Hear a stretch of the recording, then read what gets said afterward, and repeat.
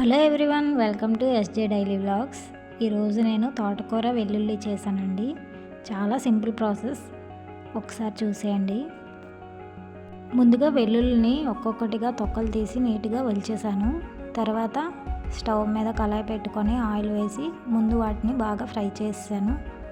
అవి కొంచెం బ్రౌన్ కలర్లో వచ్చే వరకు ఫ్రై చేసుకున్నాను. నార్మల్గా మనం తోటకూరలోని వెల్లుల్లిపాయలు వేసుకుంటాం, 2-3 వేసుకొని మనం కర్రీతో పాటు కుక్ చేసేస్తాం కదా. కానీ నేను ఈరోజు అలా చేయలేదండి. ఇదిగోండి, కొంచెం వెల్లుల్లిపాయలను ఎక్కువగానే తీసుకొని వాటిని బ్రౌనిష్ కలర్లో వచ్చే వరకు ఫ్రై చేసుకొని తీసి పక్కన పెట్టేశాను. ఇలా కూడా ఒకసారి ట్రై చేయండి, కర్రీ చాలా టేస్ట్ వస్తుంది, చాలా బాగుంటుంది. వెల్లుల్లిపాయలు మన హెల్త్కి కూడా చాలా మంచిది. వెల్లుల్లిపాయలు, కరివేపాకు కదా అని పక్కన పడేయకూడదండి, అవి కూడా తినాలి. వాటిలో కూడా చాలా విటమిన్స్ ఉంటాయి మంచివి. తర్వాత పోపు దినుసులన్నీ వేసేసుకున్నానండి. అవి ఫ్రై అయ్యాక కొంచెం ఎండుమిర్చి కూడా వేసాను, 2-3.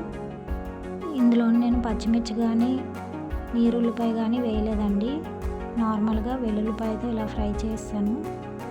ఉల్లిపాయ కూడా వేసుకోవచ్చు, కానీ ఈరోజు నేను ఇలా చేశాను. ఎప్పుడు అలా చేస్తాను కదా అని ఇలా ఒకసారి ట్రై చేశాను. ఇలా కూడా చాలా బాగుంది.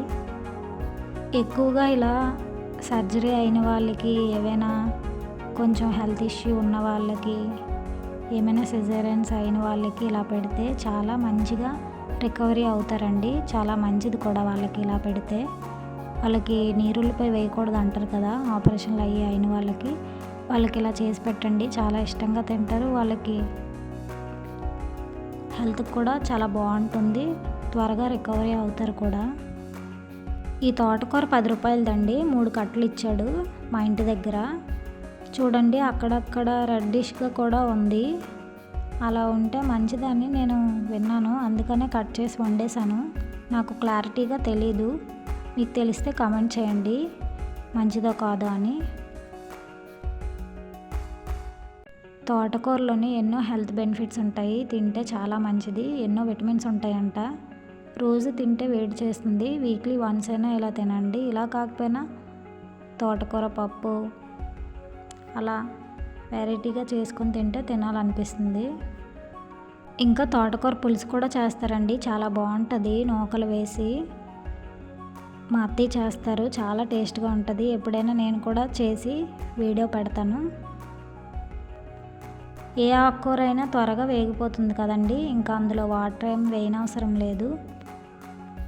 ఉప్పు కారం అన్నీ సరిగ్గా చూసుకొని ఇలా దగ్గరగా ఫ్రై చేసుకోవడమే. చాలా సింపుల్గా వేగిపోతుంది, టేస్ట్గా కూడా ఉంటుంది ఇలా చేసుకుంటే. ఇంకా లాస్ట్లో ఫ్రై చేసి ఉంచుకున్న వెల్లుల్లిపాయలను వేసుకోవడమే. ఆ వెల్లుల్లిపాయల వల్ల చాలా టేస్ట్ వస్తుందండి కర్రీకి. మా అత్తయ్యకి అయితే సర్జరీ అయినప్పుడు నేను ఎక్కువగా ఈ తోటకూర, మునగాకు పెట్టేదాన్నండి. గాలి బ్లేడ్ సర్జరీ అయింది, 1 మంత్లో రికవర్ అయిపోయారు. సర్జరీ అయిన వాళ్ళకి ఎవరికైనా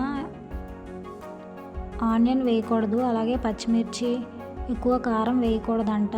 ఇలాగే ఎండుమిర్చి, వెల్లుల్లిపాయతో చేసి పెట్టాలి, వాళ్ళు త్వరగా రికవర్ అవుతారంటండి. నాకు కూడా అప్పుడే తెలిసింది. ప్రతిరోజు తోటకూర కానీ మునగాకు కానీ ఇలా చేసి పెట్టేదాన్నండి. చాలా మంచిగా రికవర్ అయ్యారు. మీ ఇంట్లో కూడా ఎవరైనా సర్జరీ అయిన వాళ్ళు ఉంటే ఇలా చేసి పెట్టండి, వాళ్ళకి చాలా త్వరగా రికవరీ అవుతారు. ఇంకా నా వీడియోని ఫస్ట్ టైం చూస్తున్నట్టయితే ఛానల్ని సబ్స్క్రైబ్ చేసుకోండి. అలాగే నా వీడియో నచ్చితే లైక్ చేయండి, షేర్ చేయండి, కామెంట్ చేయండి. కర్రీ ఎలా ఉందో కూడా చెప్పండి.